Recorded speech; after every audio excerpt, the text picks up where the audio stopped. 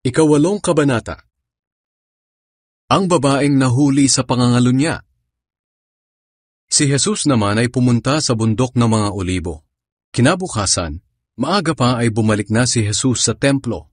Maraming tao ang lumapit sa kanya, kaya umupo siya at nangaral sa kanila. Dumating ang mga tagapagturo ng kautusan at mga pariseyo na may dalang babae na nahuli sa pangangalunya. Pinatayo nila ang babae sa harap ng mga tao. At sinabi nila kay Jesus, "Guro, ang babaeng ito'y nahuli sa pangangalunya. Ayon sa kautusan ni Moises, ang mga babaeng tulad niya'y dapat batuhin hanggang sa mamatay. Anong masasabi mo?" Itinanong nila ito upang hanapan ng maipaparatang laban sa kanya. Pero yumuko lang si Jesus at sumulat sa lupa sa pamamagitan ng kanyang daliri. Pero paulit-ulit silang nagtanong. Kaya tumayo si Jesus at sinabi sa kanila, "Kung sino sa inyo ang walang kasalanan ay siya ang maunang bumato sa kanya." At muli siyang yumuko at nagsulat sa lupa. Nang marinig nila iyon, isa-isa silang umalis mula sa pinakamatanda hanggang si Jesus na lang at ang babae ang naiwan. Tumayo si Jesus at sinabi sa babae, "Babae, nasaan na sila? May humatol ba sa iyo?" Sumagot ang babae, "Wala po." Sinabi ni Jesus sa kanya, "Hindi rin kita hahatulan. Maaari ka nang umalis, pero huwag ka na muling magkasala." Si Jesus ang ilaw ng mundo. Muling nagsalita si Jesus sa mga tao, "Ako ang ilaw ng mundo. Ang sumusunod sa akin ay hindi na mamumuhay sa kadiliman, kundi magkakaroon ng ilaw na nagbibigay buhay." Nang marinig ito ng mga pariseyo, sinabi nila, "Ikaw lang naman ang nagpapatotoo tungkol sa sarili mo, kaya hindi ka paniniwalaan." Sumagot si Jesus, "Kahit na nagpapatotoo ako tungkol sa aking sarili, ang sinasabi ko ay totoo, dahil alam ko kung saan ako nanggaling at kung saan ako pupunta. Ngunit kayo, hindi ninyo alam kung saan ako nanggaling at kung saan ako pupunta. Humahatol kayo ayon sa pamamaraan ng tao, pero ako ay hindi humahatol kanino man. Kung hahatol man ako ay tama ang hatol ko, dahil hindi ako humahatol ng mag-isa, kundi ako at ang amang nagsugo sa akin. Hindi ba't nakasulat sa kautusan ninyo na kapag tugma ang patotoo ng dalawang saksi, nangangahulugang totoo ang kanilang sinasabi? Nagpapatotoo ako tungkol sa aking sarili, at ang amang nagsugo sa akin ay nagpapatotoo rin tungkol sa akin." Nagtanong ang mga pariseyo, "Nasaan ba ang iyong ama?" Sumagot si Jesus, "Hindi niyo ako kilala o ang aking ama. Kung kilalasanan niyo ako, makikilala niyo rin ang aking ama." Ang mga ito'y sinabi ni Jesus nang nangangaral siya sa templo, malapit sa lalagyan ng mga kaloob. Pero walang nagtangkang dumakip sa kanya, dahil hindi pa dumarating ang oras niya. Si Jesus ay hindi tagamundo.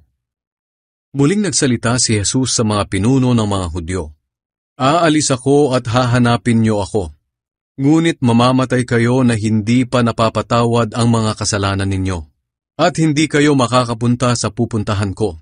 Kaya nag-usap-usap ang mga pinuno ng mga Hudyo. Magpapakamatay kaya siya? Ano ang ibig niyang sabihin na hindi tayo makakapunta sa pupuntahan niya? Sinabi ni Jesus sa kanila, "Kayo'y makamundo, at ako'y makalangit. Kaya sinasabi kong mamamatay kayo na hindi pa napapatawad ang mga kasalanan ninyo. Sapagkat kung hindi kayo maniniwala na ako ang Kristo, tiyak na mamamatay kayo na hindi pa napapatawad ang mga kasalanan ninyo." "Bakit? Sino ka ba talaga?" tanong nila. Sumagot si Jesus, "Hindi ba't noong una pa ay sinabi ko na sa inyo kung sino ako? Marami akong masasabi at maihahatol laban sa inyo. Sinasabi ko sa inyo ang totoo. Wala akong ipinapahayag sa mga tao sa mundo maliban sa mga ipinapasabi ng nagsugo sa akin. At mapagkakatiwalaan ang mga sinasabi niya." Hindi nila naintindihan na nagsasalita si Jesus tungkol sa Ama. Kaya sinabi ni Jesus, "Kapag itinaas na ninyo ako na anak ng tao, malalaman ninyo na ako nga ang Kristo. At malalaman din ninyo na ang lahat ng bagay na ginagawa at sinasabi ko ay ayon sa itinuro sa akin ng aking Ama. Lagi kong kasama ang nagsugo sa akin, At hindi niya ako pababayaang mag-isa, dahil lagi kong ginagawa ang mga bagay na kalugod-lugod sa Kanya. Na marinig ng mga tao ang mga sinabi ni Jesus, marami sa kanila ang sumampalataya sa Kanya. Ang katotohanang nagpapalaya sa tao. Sinabi ni Jesus sa mga Hudyong sumampalataya sa Kanya, kung patuloy kayong susunod sa aral ko, totoo ngang mga tagasunod ko kayo. Malalaman ninyo ang katotohanan, at ang katotohanan ang magpapalaya sa inyo. Sumagot sila kay Jesus, nagmula kami sa lahi ni Abraham, at kailanmay hindi kami naging alipin ng kahit sino. Bakit sinabi mong palalayain kami? Sumagot si Jesus, sinasabi ko sa inyo ang totoo. Ang sino mang nagkakasala ay alipin ng kasalanan. Ang alipin ay hindi namamalagi sa isang pamilya sa habang panahon. Ngunit ang anak ay namamalagi magpakailanman. Kaya kung ang anak ng Diyos ang magpapalaya sa inyo, talagang magiging malaya kayo. Alam kong galing kayo sa lahi ni Abraham, pero tinatangka ninyo akong patayin dahil ayaw ninyong tanggapin ang mga itinuturo ko. Sinasabi ko sa inyo ang mga bagay na nakita ko sa aking ama. Ngunit ginagawa naman ninyo ang narinig ninyo sa inyong ama. Sinabi ng mga tao, si Abraham ang aming ama. Sumagot si Jesus, kung totoong mga anak kayo ni Abraham, tinutularan sana ninyo ang mabubuting gawa niya. Ngunit tinatangka ninyo akong patayin, kahit sinasabi ko lang sa inyo ang mga katotohanang narinig ko mula sa Diyos. Hindi ginawa ni Abraham ang mga ginagawa ninyo. Ang mga ginagawa niyo ay katulad ng ginagawa ng inyong ama. Sumagot sila kay Jesus, hindi kami mga anak sa labas. Ang Diyos ang aming ama. Sinabi ni Jesus sa kanila, kung ang Diyos nga ang inyong ama, mamahalin sana ninyo ako, dahil nanggaling ako sa Diyos. Hindi ako naparito sa sarili kong kagustuhan, kundi sinugo ako ng Diyos. Hindi nyo maintindihan ang sinasabi ko dahil hindi nyo matanggap ang aral ko. Ang diablo ang inyong ama, at kung ano ang gusto niya, iyon ang ginagawa ninyo. Siya'y mamamatay tao mula pa sa simula. At ayaw niya ng katotohanan dahil walang katotohanan sa kanya. Likas sa kanya ang pagsisinungaling dahil sinungaling siya, at siya ang pinagmumulan ng lahat ng kasinungalingan. Ngunit ako, pawang katotohanan ng mga sinasabi ko. At ito ang dahilan kung bakit ayaw ninyong maniwala. Sino sa inyo ang makakapagsabi na nakagawa ako ng kasalanan? Wala. Bakit ayaw niyo akong paniwalaan kung katotohanan ang sinasabi ko? Ang mga anak ng Diyos ay nakikinig sa salita ng Diyos, ngunit hindi kayo mga anak ng Diyos, kaya hindi kayo nakikinig. Si Jesus at si Abraham.